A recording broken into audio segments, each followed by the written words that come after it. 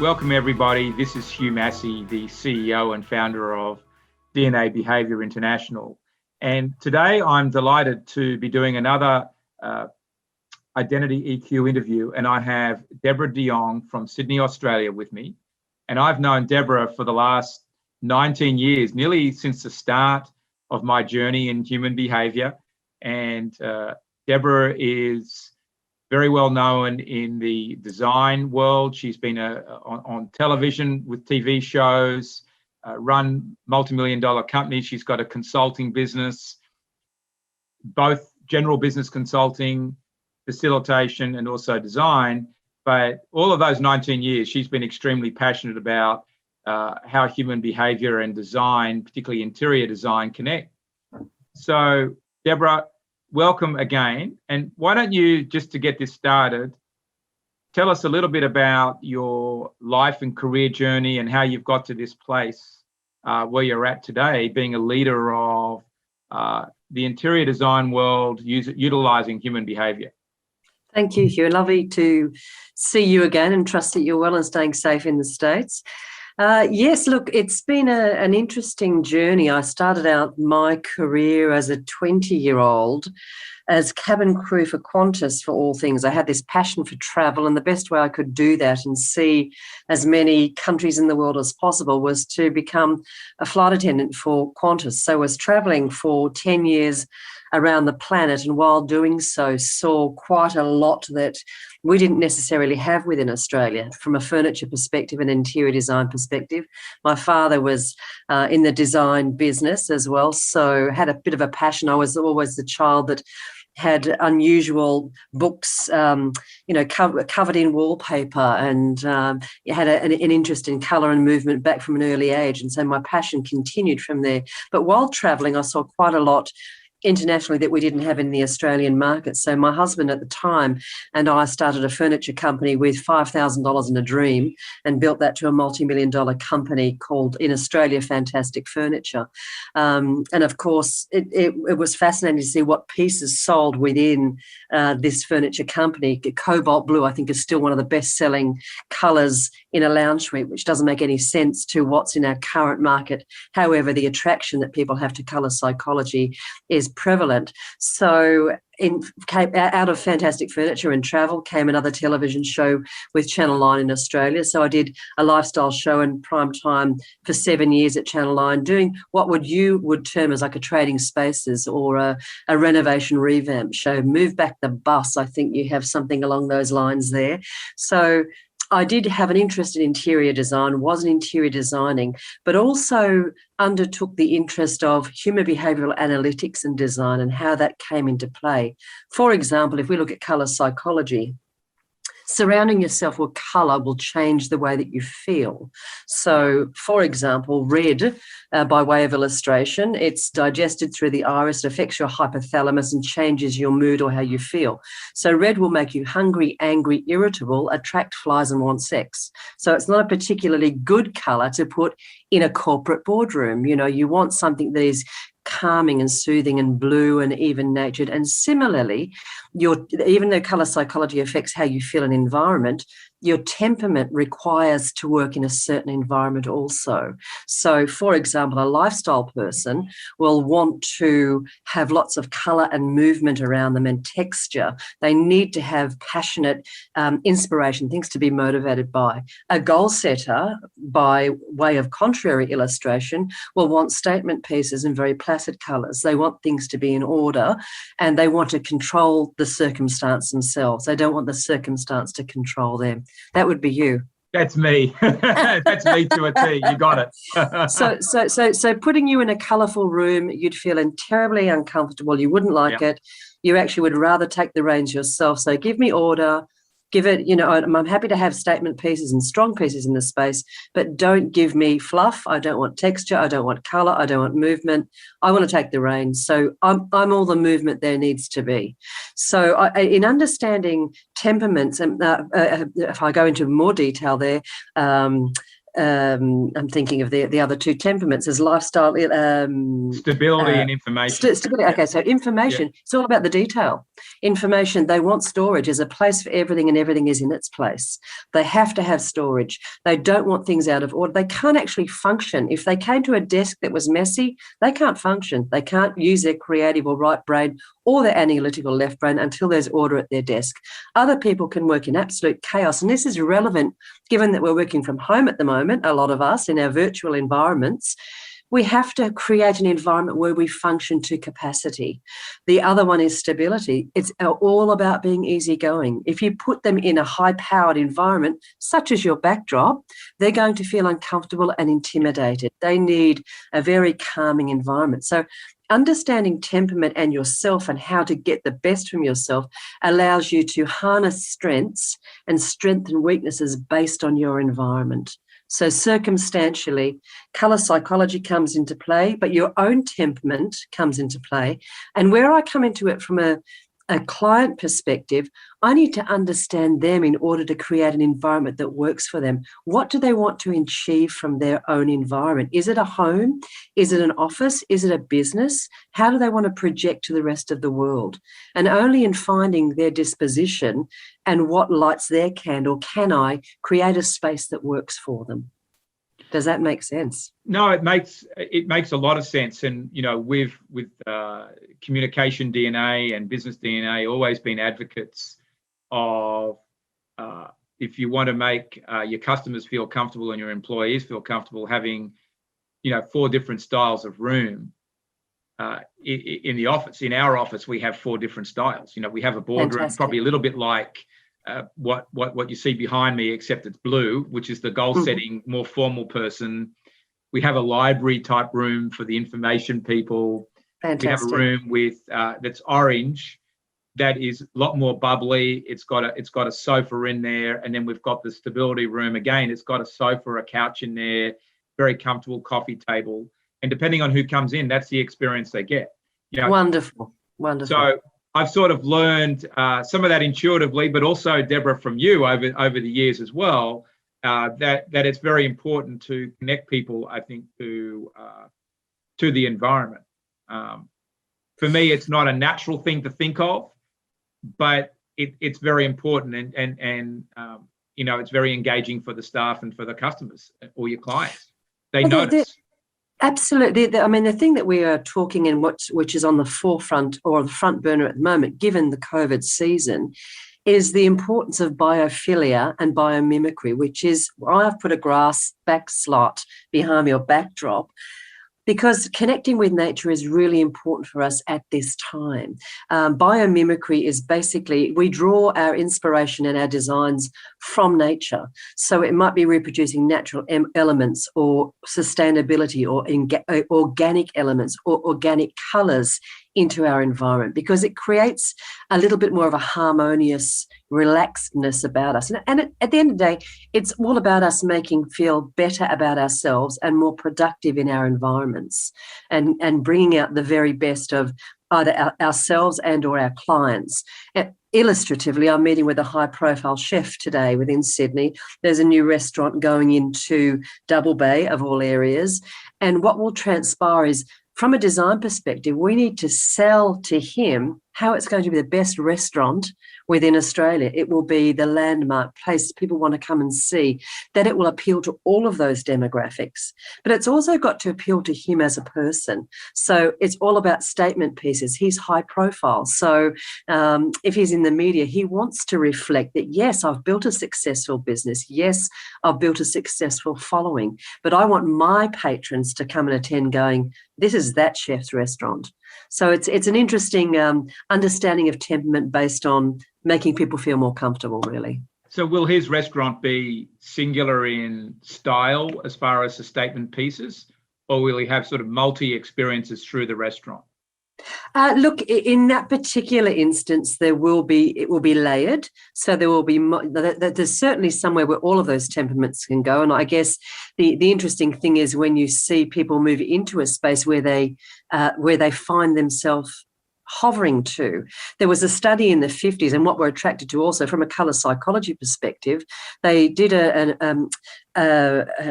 some research around people who had mental health issues, and psychiatric patients found that where there was a high attraction to the colour yellow.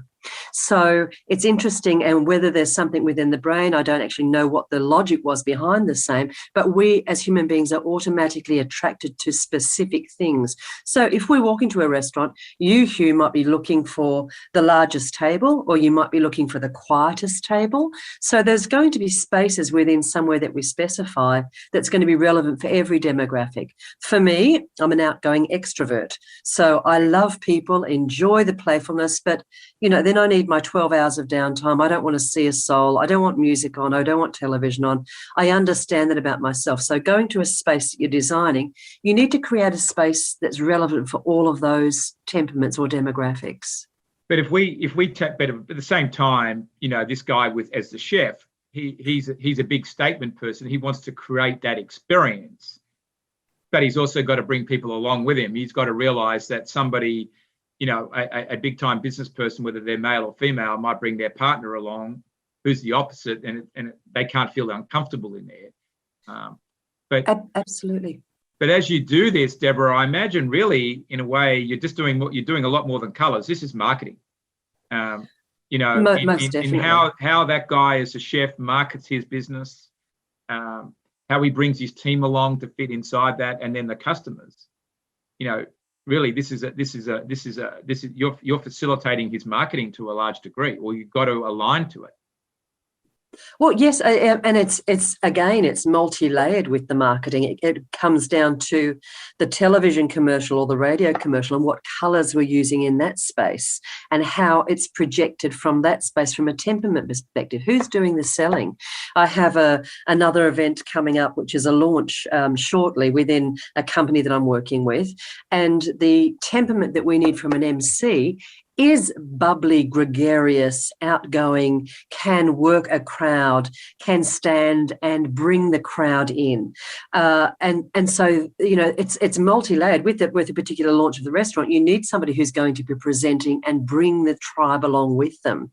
So yes, from a colour perspective, yes, but anything from the launch to the print media, to the digital media, to the radio, to the television, to the menu, but also to the seating and the chairs, all of that composites and reflects who this person is as a high-profile chef within Australia. Yeah, and when you work with customers, I mean, this case is a restaurant, but you could be doing offices. There could be technology businesses. What are your clients hiring you for? It seems to me they're hiring you for more than being an interior design expert. They don't know that. And I guess this is where it is, again, using the word multi-layered. But you have to come in. The funny thing is with interior designers, and we laugh at this from an industry perspective, in 9 times out of 10, you're not hired as an interior designer or interior architect or architect. You are a marriage consultant or a counsellor. You're a psychiatrist and a psychologist, because it's understanding the individual people. If you have, I'm going to bring it right down to mum and dad. So you have Mr. and Mrs. Jones. They want to renovate their house. We've got a goal setter husband and a lifestyle wife. Now, the place that they both want to live is entirely different. This person wants to live in a very clean, easygoing, strong, solid, consolidated, placid environment that they can be the strength of. The other person requires the stimulation. They need the colour, the movement, the playfulness. They need to entertain within the space. So really, they're hiring me to understand the temperaments and to reflect the same in what I propose back from a design perspective. So it is psychologist, human behavioural analyst, interior designer, interior architect. So Deborah, when people retain you, they're really retaining you as a behavioural consultant. Well, I think so. Yeah. Because we're doing the designing based on temperament. That's fundamentally where we draw our design from. There's certain skills that we're tapping into, such as colour psychology and spatial planning, but really understanding the temperament is a primary focus in the middle of that. Or are they hiring you because they want design work done, but they understand that you also know human behaviour and you can make the two work together? So if I put a different example, a business could have a team problem. They bring you in, but you help to get the alignment in that team through talking about colours, design, how the office is laid out. And so you make the design elements in a way part of the theming or a central point in the conversation to engage them. Or is it they say to you, they're bringing you in because they want a different office layout, they want to make how their business operates. This is the thing though, Hugh, the majority of people don't understand the psychology behind space. They understand that we need a new office because it's tired, and they have specified something ridiculous that we all have at some point in time, such as an orange countertop in our kitchen, or a red backdrop as a themed wall, and can't understand why there's conflict within the space. And yet they're bringing out the irritability within their clients, or it's not an inviting environment. They see that it's tired, but they don't understand the psychology behind the design of the space. So 9 times out of 10, people want an interior designer or interior decorator or interior architect because they know their space is tired. They know we need to make our space look a little bit fresher. But they don't understand there's a psychology behind it. Yeah, I think that's what I wanted to bring out, is that people are looking to do something in space, whether it's in their home, in their office, setting up a new business, whatever it is. And then when you step in, you give them this whole behavioural experience. And starts off with the leader, I imagine, well, we can talk about that, but their style, the colours they're attracted to, the key team members, what's the experience that they've got in their mind that they're going to deliver. You can help them bring that to life. That seems absolutely.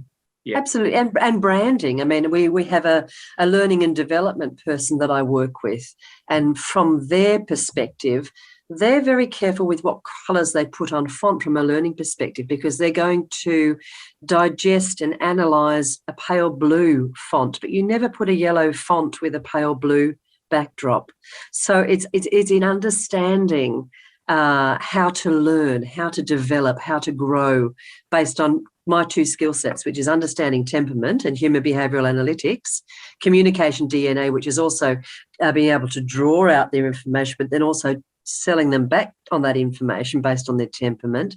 And then also understanding that, hey, you've got 2 CEOs or joint CEOs, or you've got a director of sales who's got a very different financial DNA to the CEO. And I had to laugh because I'm also a singer, and I sang at a Christmas party for our chief financial officer, Hey Big Spender, and he said to me, "Don't you mean Hey Big Saver?"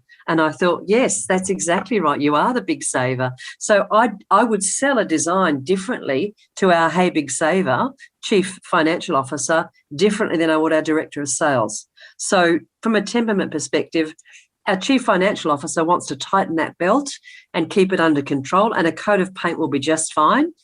Our director of sales, let's make it look bigger than Ben-Hur. We're all about the lifestyle goal setting. We need our market to be excited and stirred, or our marketing department needs it to be colourful and movement and noise and volume, but our chief financial officer needs something entirely different. So understanding the difference.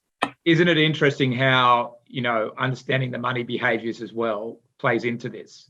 Well, absolutely. And again, you become the marriage guidance counsellor, because the financial DNA allows me at a glance to see where I pitch to. Everybody says this is our budget, and you've got to work backwards from there. 9 times out of 10, it blows out because it's the nature of the beast. But in understanding how to navigate their financial DNA and knowing how much parameter I have with this particular person based on their spending, and again, being mindful of those that have a financial DNA that tends to spend instead of save, I can sell based on their budget rather than their temperament. Yeah, and I think this is very important from a leadership perspective, to be able to weave that part in, and that's something that I would like to see more of.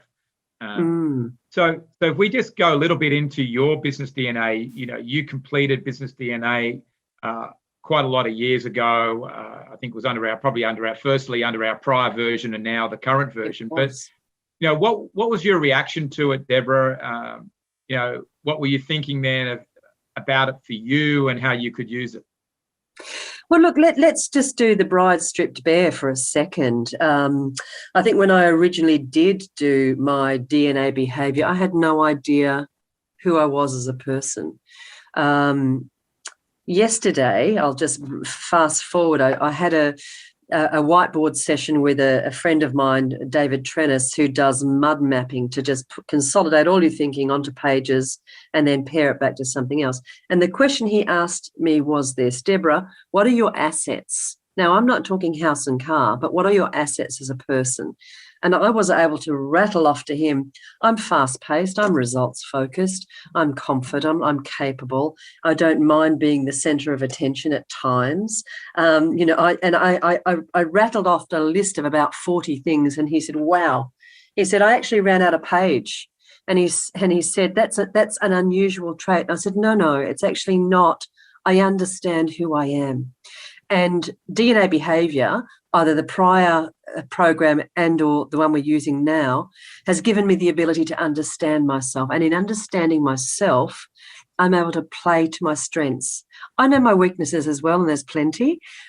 But as 20 years ago, I didn't know who I was, Hugh. And I was going through a divorce at the time and probably stuck in a space of, who am I? How do I function well with people? How do I manage other people? How do other people manage me best? How do I modify my behaviour in order for them to think that we can get on better based on temperament? Because not everybody likes us. It's a strange thing in human behavioural analytics, but not everybody thinks we're fabulous. And that was a huge shock to me at the time. So you have to modify your behaviour based on understanding yourself better as a person. And when you're an influencer style like you are, you want the world to like you, love you, to be the center of attention. That's what comes with the territory. I'm afraid so. You're very comfortable presenting to large groups of people, to inspiring them, to encourage them to go down those paths of trying out a new color or doing something daring, because some people, again, don't know themselves and wouldn't know what colors they're really attracted to. I mean, I learned it first when I had someone help me with my clothing. Right. And I followed the formula ever since, and it as long as I keep my weight down, it served me okay. And that's reality. I learned a lot about. I've learned a lot of these things along the way. I think that's a big realization for you. Well, look, I had again a meeting yesterday where there are a group in Sydney that are venture capitalists, and they've said, Deb, we'd love to work with you on X and X project. And I had to laugh and say, well, where do you see my skill set lending itself to who you are and what you're doing in this particular situation? And one is a bean counter, another very philanthropic and has made his money in publishing, another, and they're all incredibly different temperaments. But the skill set that I bring to the table, which, as you say, is the influencer, is I can be the front face for what they need. And I said to David yesterday, David, what I can't give them is terms and conditions. I'm too busy and fast-paced and out the front, connecting, making things happen, giving them movement, giving them exposure, giving them traction. But the very thing that they need is the very thing that I possess, which doesn't necessarily need to be a negative thing. The very thing that they possess as accountants and bean counters and pencil pushers and calculator owners, I'm not interested in. Work the back end out for me, make that work, and I'll bring the visibility. And I guess this is where the pleasure of putting us together as businesses and as groups and as consortiums, we need everybody. We need all of those temperaments in one space. You can't have one business that doesn't have somebody looking after the money and looking after the analytics and somebody doing the marketing and liaising and connecting. You need all of the above. Because if you think about it, and as an influencer, and you've described that part of you very well, but if we go down a notch and look at the key behavioral traits, you're extremely spontaneous but instinctive, and also creative. So a lot of what they're going to get from you is flair. Absolutely. And some, I think you're probably a rational decision maker as well, but they're going to get some feelings there. They're going to be very structured, which is fine, but they need a bit of loosening up. And you got to take the grey suit out of them a little bit. Absolutely, and I can do that. Yeah. Quite happily. And probably out of their working environment, but also how they think about business problems. Absolutely. And I think that's what this is all about, is getting people who think differently to the table to work together, to crowdsource problems. Absolutely. But also respecting and understanding each other's profile. I think that's, you asked me how has it adjusted my life or changed who I am or added to my life. 20 years ago, I didn't understand that not everybody thought like me. I couldn't understand that they couldn't be confident in the stage or in a platform. I couldn't understand that they were savers instead of spenders. I couldn't understand that they were slower paced. Now I understand. By way of illustration, there's a beautiful girl that has come alongside me to assist me in a particular event that I'm doing, a launch coming up. And I'm fast paced and results focused.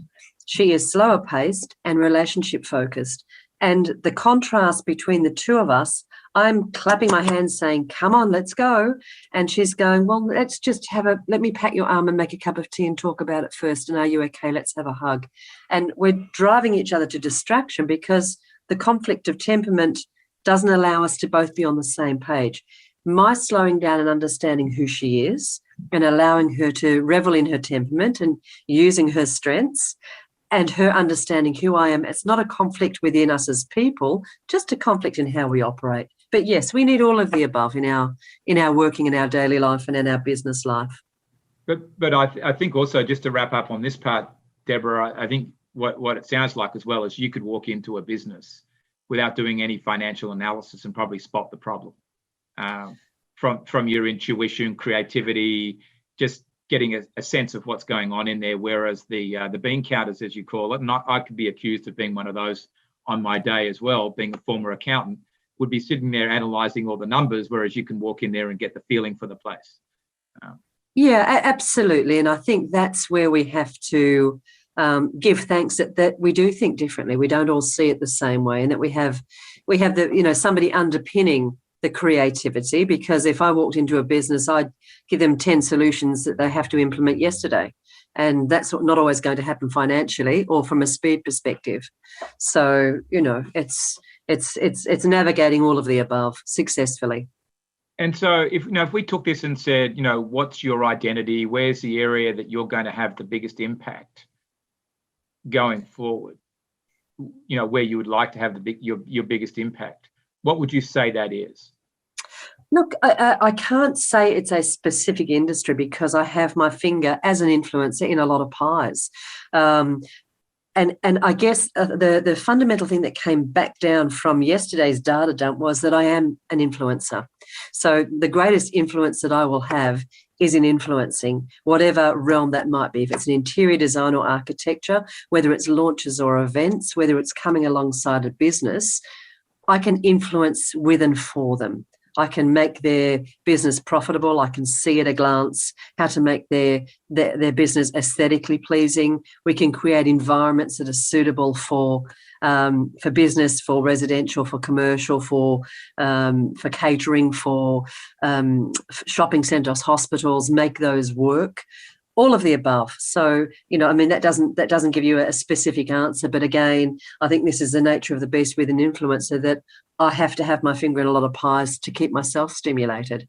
But it seems that you're influencing design through behavioural insight and behavioural analysis. That's really your sweet spot. That if you bring those together, that's your biggest impact's going to be bringing the human behavioural insight to the design element. Absolutely. And it's actually something that is a passion. It's wonderful to be able to empower other people to understand who they're designing for, why they're designing for that space, and understanding the temperaments that are in the business behind the design. And facilitating, to. And I imagine, Deborah, facilitating conversations around that. Absolutely, absolutely, and it's a skill set that you learn only understanding yourself, but also understanding who else is at the table. That comes from your from analysing profiles and also reading profiles, Hugh, because you can aesthetic. I had a little bit of a laugh at Alan Pease the other day because he was talking about from an aesthetic perspective that you can read a face very quickly and understand who they are. But if you've got a profile, it's kind of looking at their DNA. If you have a chance to have a look at their data, in a glance, you've saved yourself a lot of money, a lot of time, a lot of effort, and a lot of second guessing. If I can have a profile in front of me, financial, cDNA, and DNA behaviour, in a snapshot, I have that person read. It enables you to cut to the chase a lot quicker. It's reading their mail and not wasting their time or second guessing. But I think also then for you, though, putting it to them, so not only understanding the behaviour, but also whether it's unlocking differences through design. You know, if there's a husband and wife, for example, even clashing, or two business leaders clashing, you know, getting them to see it from a different lens, you know, through design elements even, will get them talking, you know, in creating a new common point to start a conversation. Well, you tend to strip back to fundamentals a lot faster and a lot easier. And I think that if we have the communication and it's honest and open and clear, and you're both on the same page, and there's a wonderful illustration which is the number 6, and it has two people either sides of the 6. From one side, it looks like a 6. From the other, it looks like a 9, and they're both right. They're both right because they're seeing it from their perspective. But understanding that perhaps a human behavioural analyst, or what I do is bring them out to look at it from a flat lay perspective. You know what, guys, you're both right. But let's take a step back and have a look at the colour of the number 6 and or the shape of the number 6 and how we need to look at it differently. So, yes, I agree. It's understanding who they are and how they look at things. I think that's a great place to wrap up, Deborah, because really what we're talking about is optics of a situation. Absolutely. Or around a person. And you know, even today myself as a business leader, I saw a situation one way, but somebody else that is on a board I'm on saw it completely different and raised a different set of issues. And somewhere at the end of the day, the right answer is in the middle there somewhere. But it's seeing the optics or understanding how people will see the same thing differently. And human behaviour is a way in there. Absolutely. But I'm thankful that our paths crossed 20 years ago, and I'm still on the journey, and always something new to understand and learn, and looking forward to the rest of the journey. Well, thank you, Deborah. I can't wait to get back to Sydney actually to have another coffee or a meal with you, because I actually like to explore this conversation a whole lot more. But thank you so much for bringing design and human behaviour together, making it tangible and really applicable in so many areas to enhance business marketing, help teams work better, and grow lives. So thank you so much. My pleasure. And thank you so much. You take care of yourself. Lovely to see you.